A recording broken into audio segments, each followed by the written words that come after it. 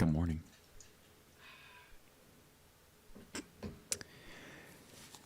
Everything sounding okay? Does my voice reach the music? Does everything sound at least as pleasant as it can?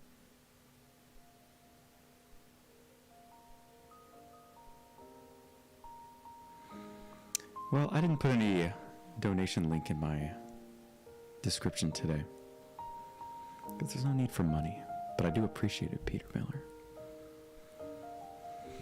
You alright though? I probably should just have that ready. It's because I wanted this to be a relaxing stream, and my donation message is very loud, but you know what? Just for you, maybe I'll... I think I changed it last time. I think it became vulgar.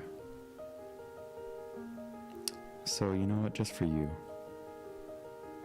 I'll let you see my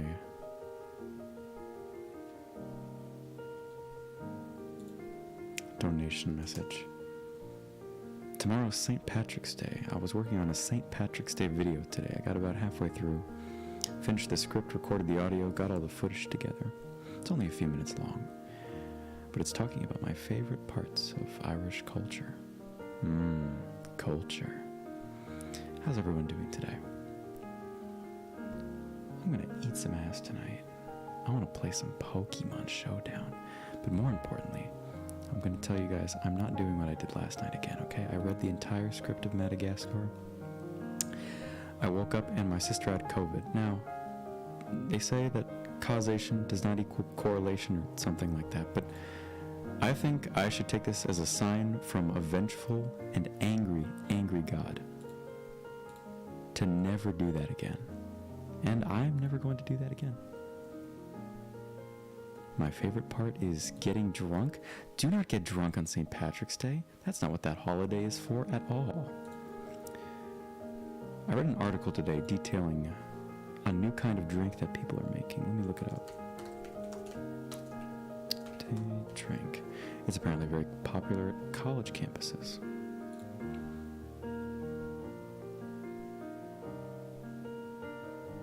A Borg. Okay, I see. Let's see, let me read this article for you.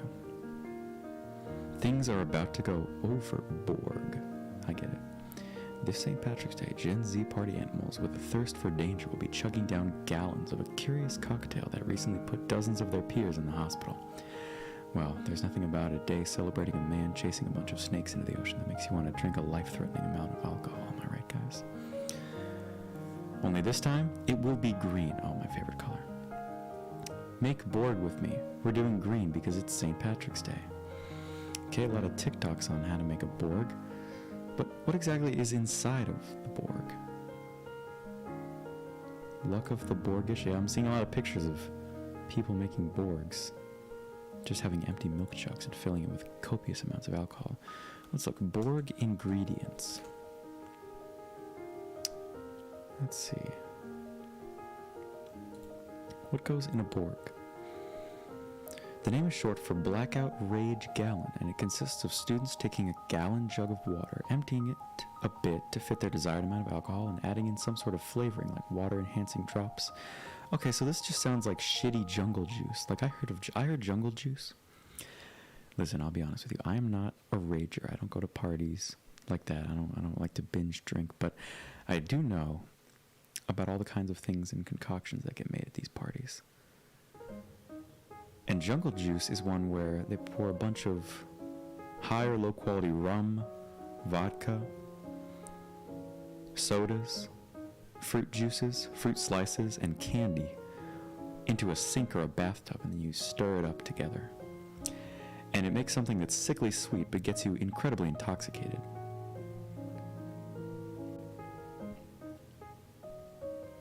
My favorite part is the British slander. Oh, please believe me that I fucking love British slander. I hate British people so much. And it really amazes me that 1/3 of all Irish songs are just fuck British people. For that reason, I think it's a superior culture, because the British have fucked over so many people throughout human history, but no culture has quite exemplified British hatred as much as the Irish.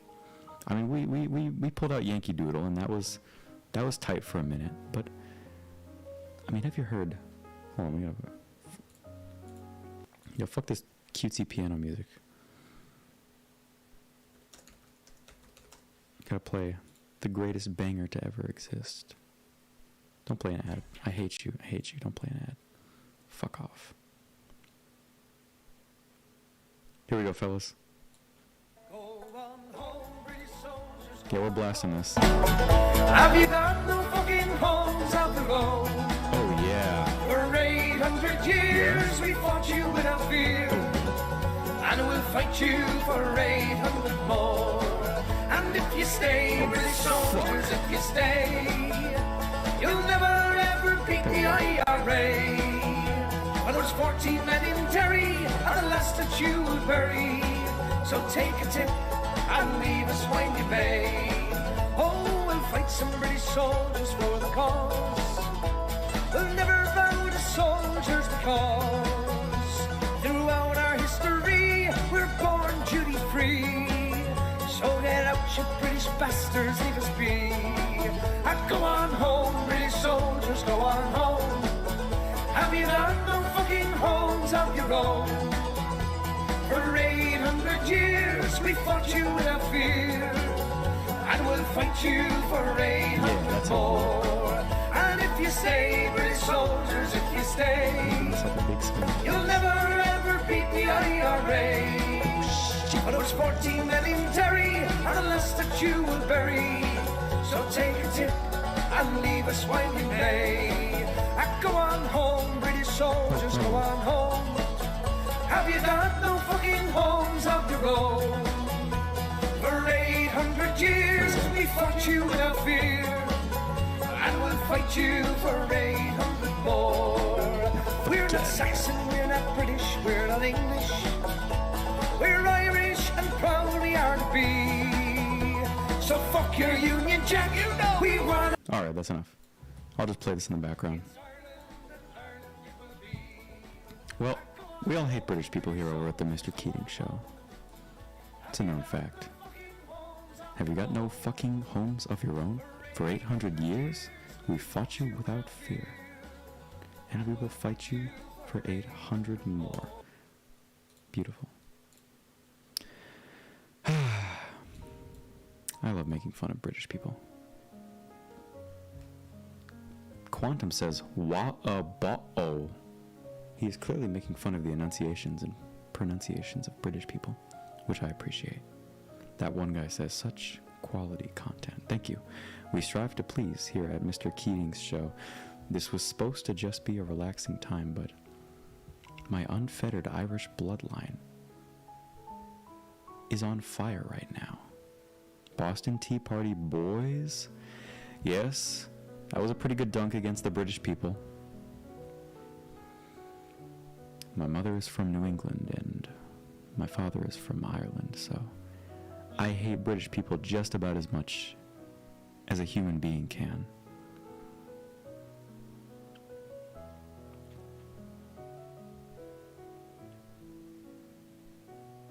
I've got the perfect mix.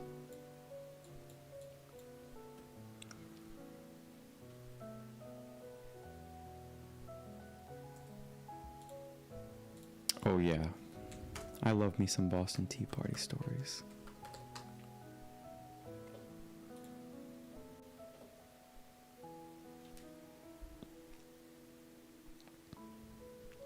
It was apparently a very violent event. The way they described it in our social studies class was like they peacefully protested and threw a couple boxes in the ocean, and this made them very unhappy, and so they left. But God, no, they lit shit on fire. Oh no.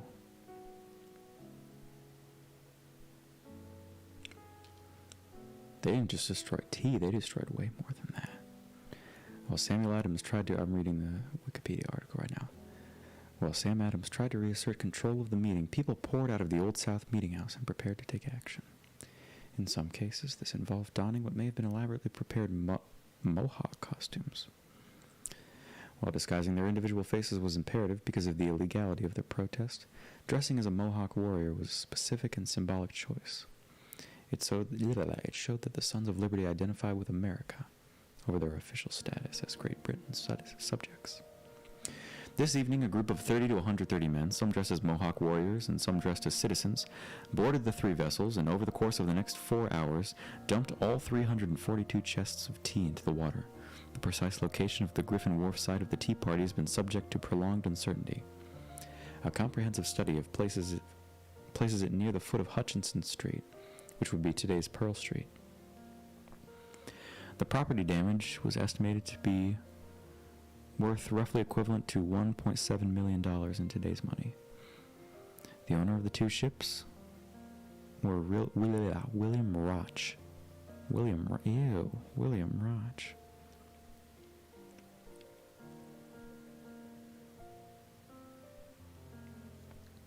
Yeah, there's other stories around that too, like they snuck into the boats at night, lit some of them on fire, stole, caused quite a ruckus in town, got drunk afterwards. Whether or not Samuel Adams helped plan the Boston Tea Party is widely disputed, but he was immediately worked to publicize and defend it. He argued that the tea mob was not an act of a lawless mob, but was instead a principled protest and the only remaining option that the people had to defend their constitutional rights. In Great Britain, even those politicians considered friends of the colonies were appalled, and this act united all parties there against the colonies. The Prime Minister, Lord North, said, "Whatever may be the consequence, we must risk something. If we do not, all is over." Yeah, so John Adams got all the credit and he probably wasn't even there. He probably just gave him the idea and a bunch of drunkards went out and did it for him. That's Boston for you. I was planning a trip up to Boston, but it got kind of delayed for a little bit. I ended up doing something else. I dislike Boston a large amount. Well, I don't dislike Boston. Now, I dislike a lot of Boston sports teams. Now, don't get me wrong on that account, but I don't dislike Boston. Maybe I just haven't been there enough. I've only been there one time, so. If you have some specific negative experience, this would make sense.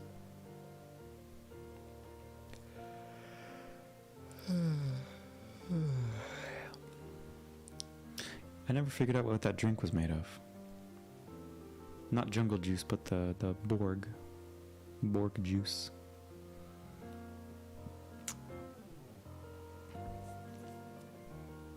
Oh yeah, I forgot. What are you, a Canucks fan or something like that? Oh, no, are you a Maple Leafs fan? I forgot.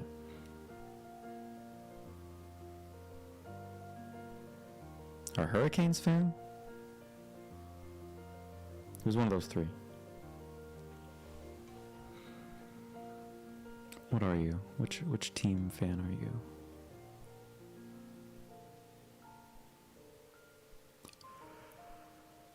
you? Yeah, Hurricanes, that's what I thought. Alright. How are they doing right now? They're doing pretty good, aren't they? Yeah, they sure are. Still first place.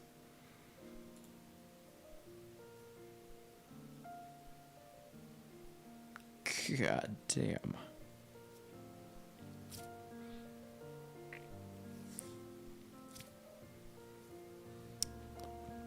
My Capitals kind of fell off. We were doing pretty good in the early season, and then we just fucking... How many games behind are we?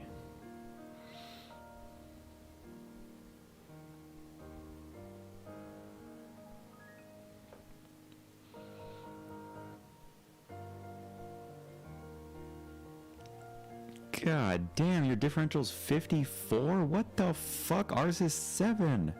Jesus Christ. We're ass.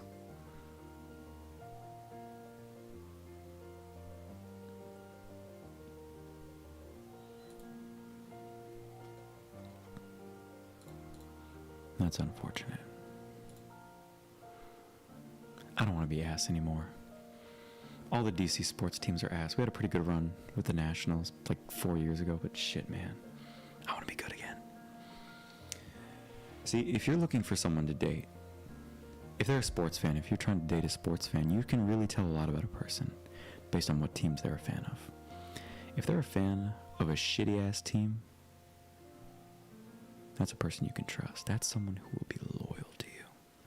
They'll stay with you through thick and thin. They'll work with you through the rough years. They'll try and make you feel better. They'll try and improve your relationship. If they're one of these pussy-ass bandwagon Chiefs fans, well then you just gotta dump them. Because they're not gonna be there with you when things get rough. They just want you for the good times. When the going gets tough, they get going. Oh boy.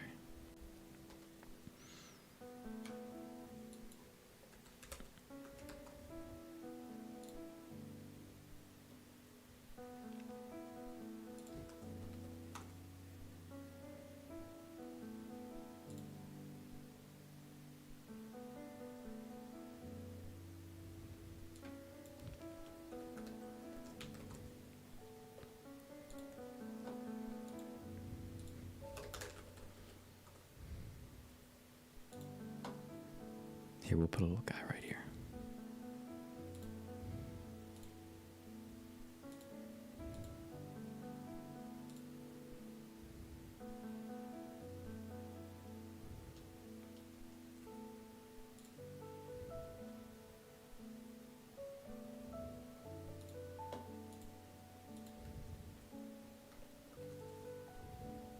GIF, why do these fucking... I hate GIF files. If I see one more GIF file, I'm gonna murder someone. You gotta be shitting me. Stop with the GIF files. Come on, let this be the one. Adobe Fireworks PNG? That should work, I think. Maybe. Okay, let's try.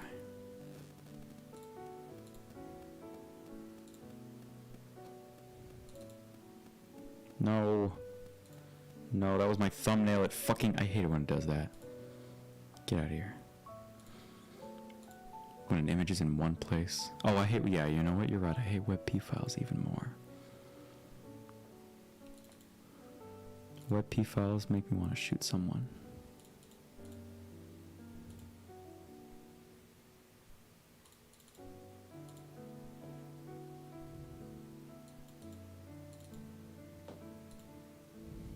There you go, he'll be my little guest for today. He'll be over here.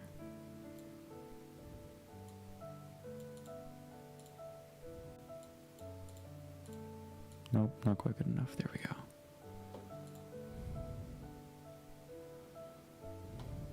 God damn.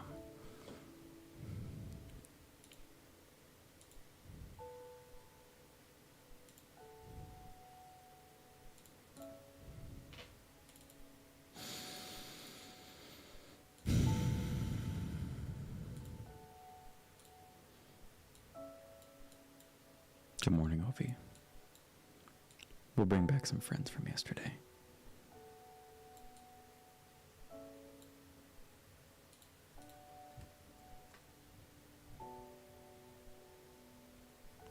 What's up, buddies?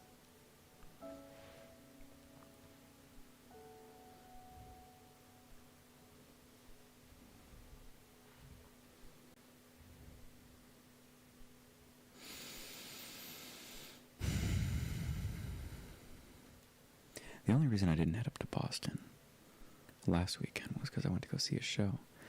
I miraculously got tickets to go see a show at the Kennedy Center, which is a famous theater in D.C. It's one of the best theaters in America. It's beautiful. It's got a wonderful opera house with this giant red carpet that sprawls out through the main hallway. The building must be like 5 stories tall. But it's all one giant room. The ceiling is so high. There's a giant brass statue of John F. Kennedy. And the inside of the theater, my God. What a treat. But on the train ride there, there was a lady who came in. And she was eating a Taco Bell Mexican pizza, and she kept trying to talk to everybody. And she was eating really sloppily, too, and she kept burping. She kept going... Ugh. And then she kept talking, and she said, I dated 2 black guys, and they ruined my life. And then she threw the pizza, and it almost hit me. Well, I couldn't really call it a pizza, but you know what I'm saying.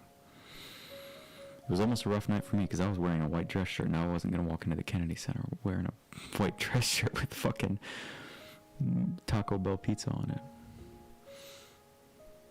You always wonder what happens to people like that when they spiral out of control. Yeah, we're going to take a look at the Taco Bell pizza now. I'm going to take a picture of the Taco Bell pizza and put it on screen.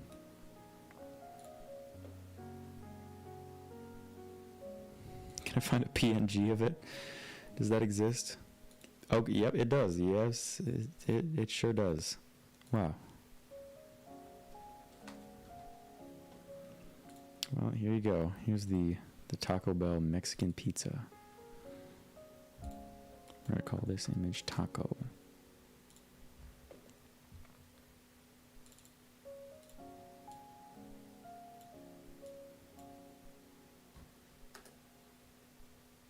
There it is. The Taco Bell Mexican pizza.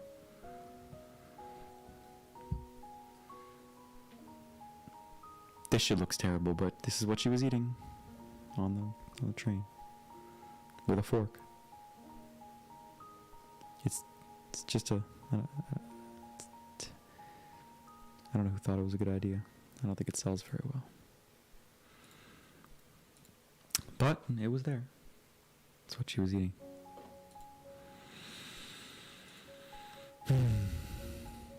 So thank you, pizza lady. I don't know what for, but thank you. She was clearly incensed. She asked me how old I was, and I said, I'm 21. And she said, baby. And I smiled and I nodded, but I didn't know what to say.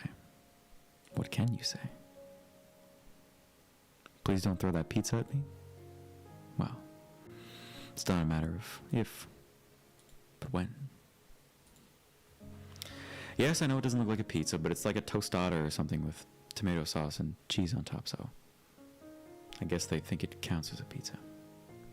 I don't know.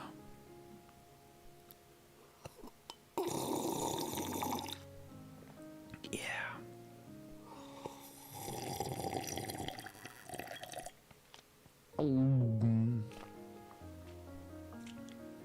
That's pretty good. Yes, you come back. You come back whenever you need to. We're not going to go too long tonight. We're just going to have some fun. Just a little bit of practice. Just getting into the groove of things. The animation I commissioned is almost done. Once it's there, it'll look a lot more lively, and slowly we can build this into something that we're proud of. I don't know if I'll keep the penguins and the pizza and Alex Ovechkin here, but you know, we can enjoy these things while they're still here. We'll put the pizza on top of Alex Ovechkin's head like that. Yeah, I think that fits better. Maybe we add a couple more. Maybe a couple more is good. There we go. There we go. Hold on. Yeah. Pizza. Pizza.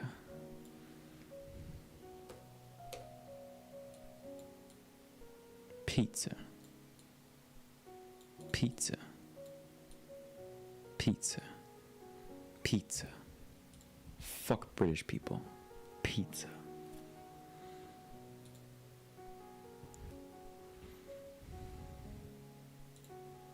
Here, we can clean this up a little bit.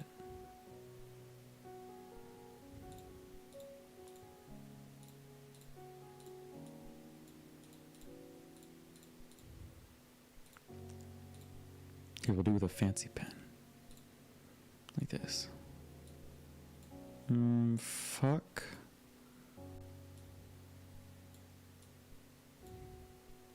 Yes, yes. Yes, I can see it all coming together now. Don't demonetize me, YouTube, just because I'm writing naughty words on your screen.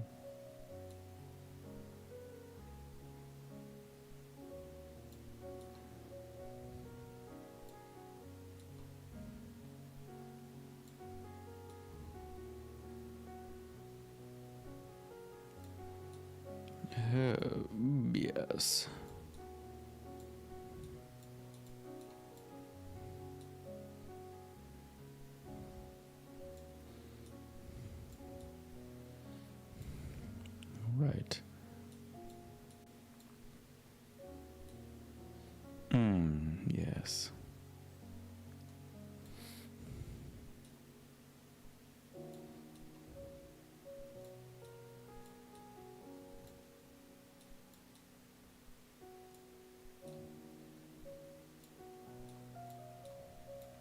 There you go.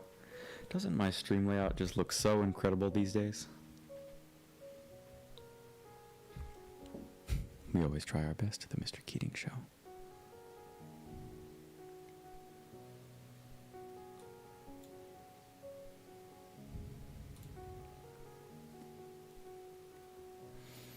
Well, it's time for me to move on to the next assignment for tonight.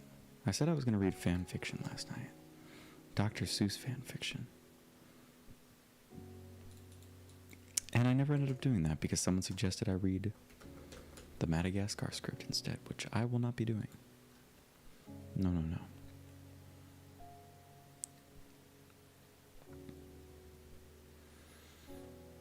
Here we go.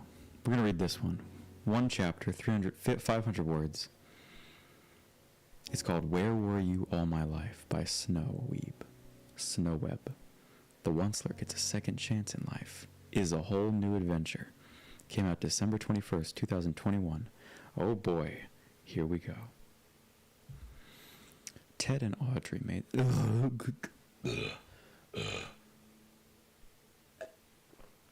let's try that again. Ted and Audrey made their way to the Onceler's house. They would visit him often, worried for him. Onceler wasn't feeling well recently, and he barely got out of bed. The Lorax was always there with him. All he could, too, keep him company. Beanpole? Onceler had his eyes closed and his breathing was slowing. Ted and Audrey got there, getting off their motorcycle and running to the door. Onceler, we are here! We are here! Ted called out. Wrong Dr. Seuss movie, but whatever. The Lorax ran down the stairs and opened the door. Hey kid, help me, he's not responding. What do you mean? Audrey asked. Ted ran up inside Ted ran up inside and into the stairs into Onceler's room. Onceler, I'm here. Can you hear me? Onceler opened his eyes a bit. Ted? Yes, is me, Audrey. Let's take him to the hospital. No, Onceler said quietly. I want to die here. Beanpole, the Lorax whispered and began to cry.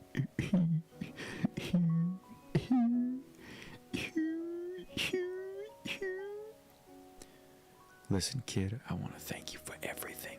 I made a terrible mistake and you helped me to solve it. Don't say that, Ted said, tears rolling down his face. Stop hurting yourself. Audrey covered her mouth as she cried.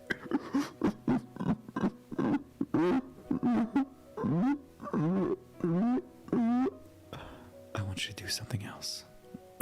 Onceler crowed. Sure. Anything. I have money in a chest inside the closet. Burn it. It's dirty money I made from cutting down the trees. It is not much. My family took it all with them and left that bit of money here. Yes, Onceler. The Lorax sat next to the Onceler's bed as he talked. Also, burn this house. The house? Ted asked. Onceler closed his eyes and opened them in a way of saying yes, with me inside. Ted began to cry more and Audrey hugged him. Onceler looked at the Lorax. Take care of him, mustache. The Lorax nodded, whimpering, Thank you for everything. The Onceler smiled. The Lorax laid his head on the Onceler's chest as he cried. Onceler moved his eyes towards the window. He could get to see a few truffula trees. He smiled and closed his eyes. His heart stopped beating and he didn't breathe anymore.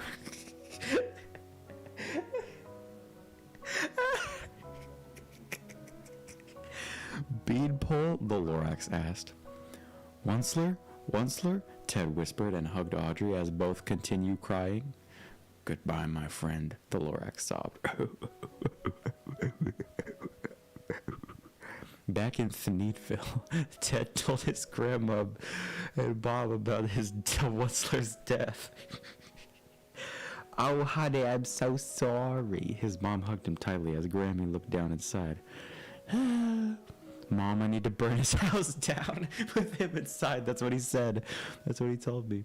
His mom looked down at him and nodded. If that's what he wanted, then that's what you should do. We will do it tomorrow. The Lorax sat quietly at the corner of the room, looking at Onceler's corpse. He said... that's pretty good. Looking at the Onceler's corpse. Beanpole, I can't believe this. He stood up, looked outside the window. He saw the unless word and at the trees. Everyone deserves a second chance. He looked at the Onceler again. The whole point of the book was that he had several second chances and he took none of them. God, it's like the person who wrote this doesn't even understand the original source material. Plus, they wouldn't allow him to burn the house down because of the fucking... the CO2 that it would the smog and the smoke in the air. They could kill someone. It could start a wildfire. The Lorax would never allow this. This is a terrible fan fiction. Frowning and wiping the tears away. No, this is not goodbye. That's it? That's the end? They said this was supposed to... What? They said that he was getting a second chance at life. This was rated T for teen. What the fuck? That sucked my ass. Why are you reading a Lorax? Because I have to, okay? Shut up. I have to read the Lorax fan fiction. That's why I'm doing it. I have to, okay? It's not like I had a choice. It's not like I had a choice.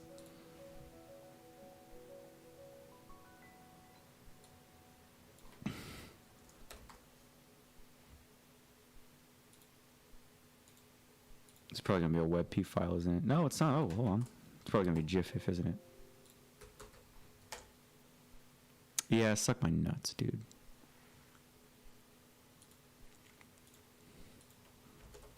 Can you not be a GIF? Thank you. Every time I do something, we had to add someone to the stream.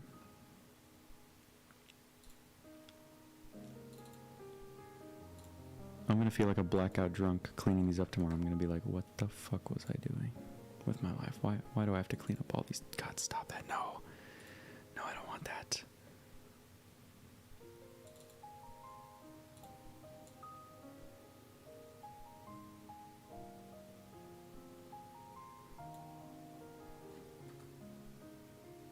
Yay, it's the Onceler.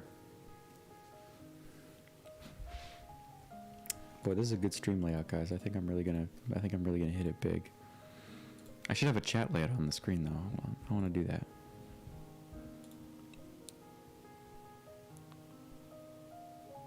I want you to be able to feel like you're really interacting with what's going on.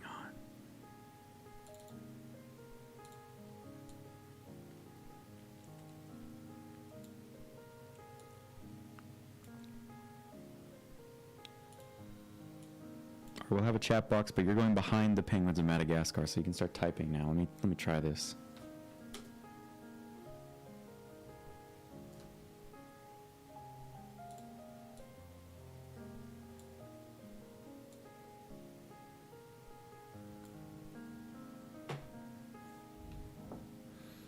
Listen to biggering from the... No, I'm not going to listen to biggering from the Lorax. I'm not doing that.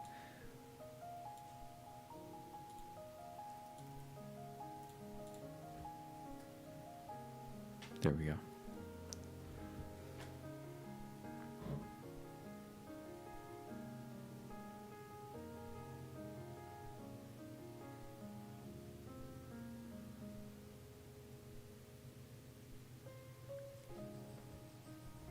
There we go. Now that works out nicely, I think.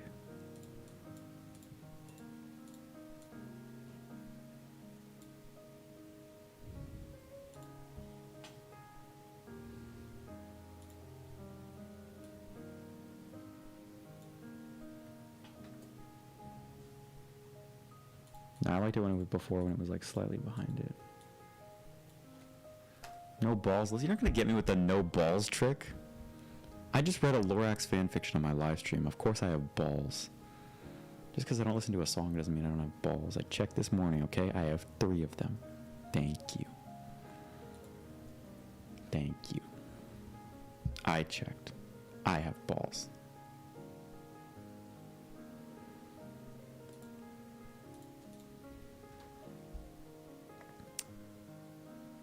Alright, now I have to read this one. There's 2 chapters. It's called Love Isn't in the Air. I will always be here for you, she promised the onceler through thick and thin. Too bad she had to lie. The summer sun stared down and blared on a 20-year-old Cassia as she hummed. Who's Cassia?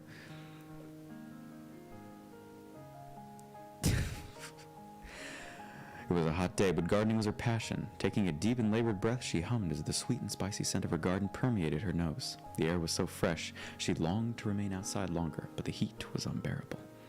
Cassie sat down her gloves and returned inside for a drink. The cozy home she lived in sat inside the Valley of Sunflowers outside of the country. The closest house belonged to that of the onceler and his callous family, but Cassia rarely saw hide nor... Okay, that's a weird expression. Cassia rarely saw hide nor hair of them. The exception being the onceler, of course. She was close to him, or she liked to think. As teens, they would like to meet in the middle between their house and share marshmallows as they schemed about their plans for the future. He moved on with his dream, an inventor of sorts, growing into an ambitious young man with no time to sit around and dream with her. Cassia, well, she took care of her sick mother, and she had to put her dreams on hold. No matter, her mother was taken care of, and so was her garden.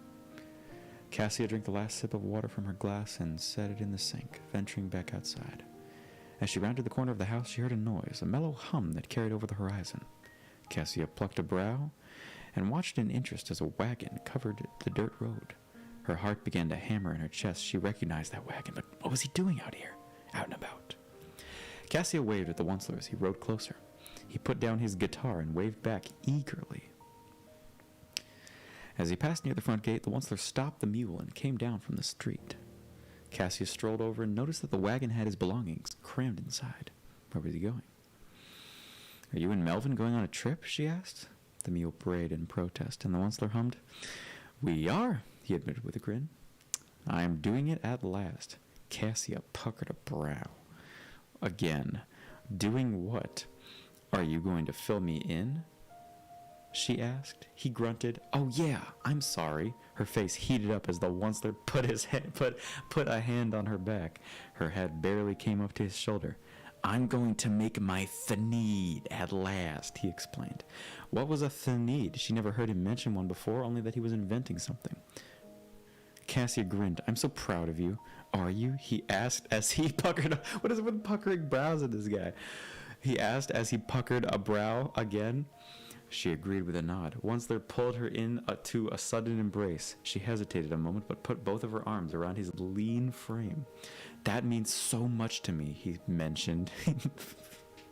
Cassia knew. She was aware of how cruel his mother had treated him, how Isabella was unsupportive of his dreams.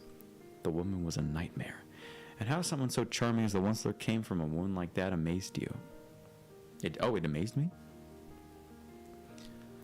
"I'll always be here for you," Cassia uttered. She leaned her head against his chest and grinned. Onceler eased her back and stared into her bright eyes. "I'm thankful. I am," the onceler declared. "Pucker up your shut." Cassia snorted. When a guy does something stupid, it's because he's a guy. But if he does the same foolish thing twice, like learn to play guitar out of nowhere, well, that's usually to impress some girl. "You think you know me, huh?" he asked as he narrowed his eyes and puckered a brow. She liked to think so. "Well, know that I have something special in mind for you when I get rich," he mentioned. Her face heated up. "What is it?" she asked. He ignored her and got back onto the wagon seat. Was he leaving so soon? Cassia frowned. "Wait and see," he told her. "You'll love it, I promise." She had no doubt. As the wagon rode away, she heard the onceler shout over the hum of his guitar. "You have dirt on your nose." Her face heated up and she squeaked. How dare onceler not tell her? "Take care, you meanie, and remember to write me," she shouted back. She was a hot mess. "Don't forget me, please." Chapter 2, Fate Set into Motion. I really don't want to read this. Okay. It was sad how cruel fate could be to some. "Cass, you have a phone call," the said woman heard as soon as she came into the house. I'm reading this word for word, by the way. The screen door closed behind her, and she took her boots off before coming into the living room where her mother, Myrtle... Oh, that's a good reference. Myrtle the turtle? Oh, no, it's Yertle the turtle. Never mind. Bad reference. sat watching soap operas on the television. "Who is it?" Cassia asked. Myrtle waved her over, ignoring her query. Her daughter sometimes asked too many questions. Why Cassia wouldn't just answer the phone and find out for herself who was calling was beyond her.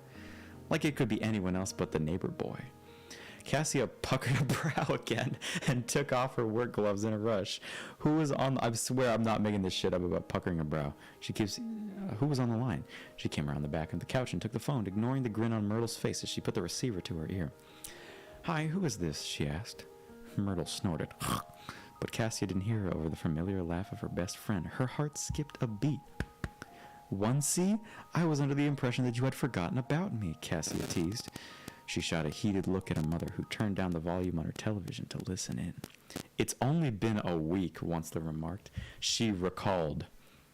"Forgive me for making a joke," she pouted. Onceler laughed again. "I know you missed me." Her face heated up again. "I swear, you are delusional. Perhaps you've been in the sun too long. There are far more important things to do than sit around missing you," Cassia remarked. She was heated. How dare the Onceler tease her? She did miss him tremendously. Onceler was her best friend, her only friend, and perhaps she was a bit fond of him. "If you say so," Onceler teased. He went quiet for a moment and then hummed. "So, I'm calling because I found the perfect material for my Thanid, and I would like your opinion. If you don't mind coming here, I can make arrangements to put you up for a few days," the Onceler suggested. Cassia leaned up against the couch in shock. He wanted her to come stay with her? Her head felt faint. But how could she leave her mother? She tried to say yes, but she couldn't. An air of disappointment consumed her. "I don't think I can visit," she declared in sadness. "Mom needs me here." The receiver was yanked from her hand before she could finish her sentence. A look of horror crossed her face as she watched her mother put the receiver to her ear. "Don't mind her, it's her nerves, dear." Cassia squeaked in embarrassment. Her mother hummed as she listened to the Onceler talk. "I'll have her call you back, bye-bye," Myrtle said as she hung up the phone. "What did you do?" Cassia asked. Myrtle frowned. "Don't make excuses on my behalf. You're an adult. If you want to go see that boy..."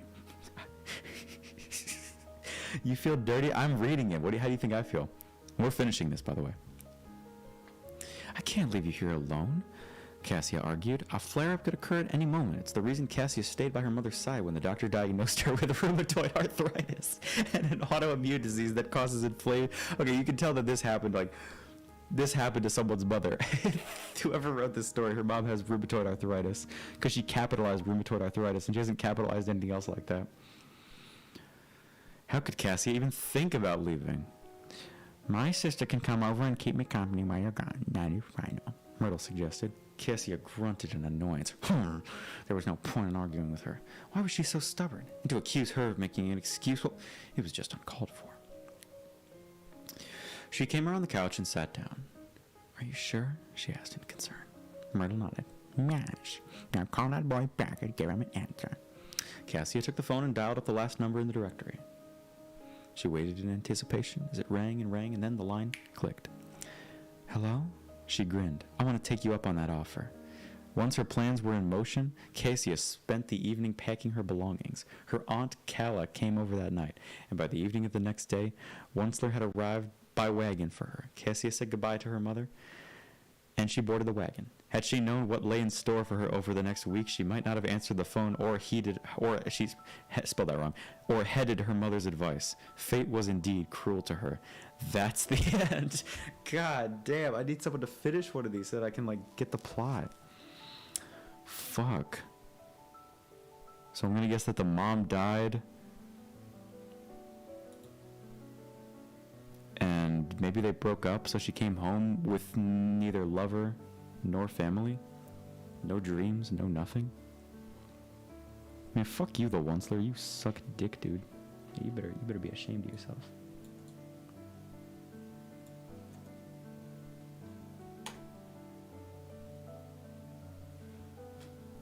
Yeah, that's right. You don't get to be so tall anymore because you're fucked up.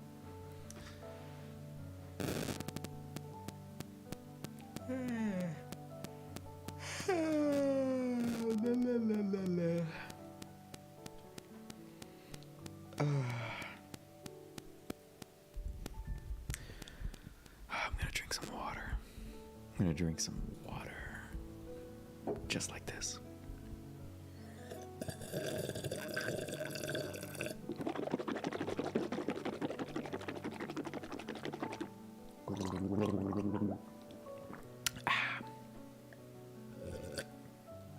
I gotta be careful I don't like spit it up everywhere all over my audio equipment. Kill the one slur. I'm not gonna kill the one slur.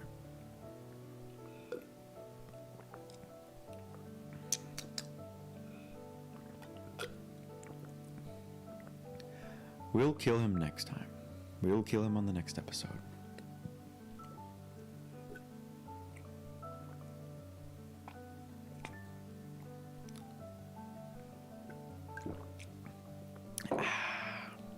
I do have to wrap up. I could only do a short one tonight. However, it's been fun. Already this screen tells a good story. I enjoy these types of streams. We got a bunch of Mexican pizzas on Alex Kovechkin's head. We've shown our disdain for British people. Tomorrow, good news. We'll have the new St. Patrick's Day video up, hopefully either in the morning or the afternoon. And then in the evening, I'll do another stream. We can do another bedtime lullaby reading. Maybe I'll actually sing a lullaby next time, like I advertised in both of the titles and descriptions of the last two videos. But I didn't do it.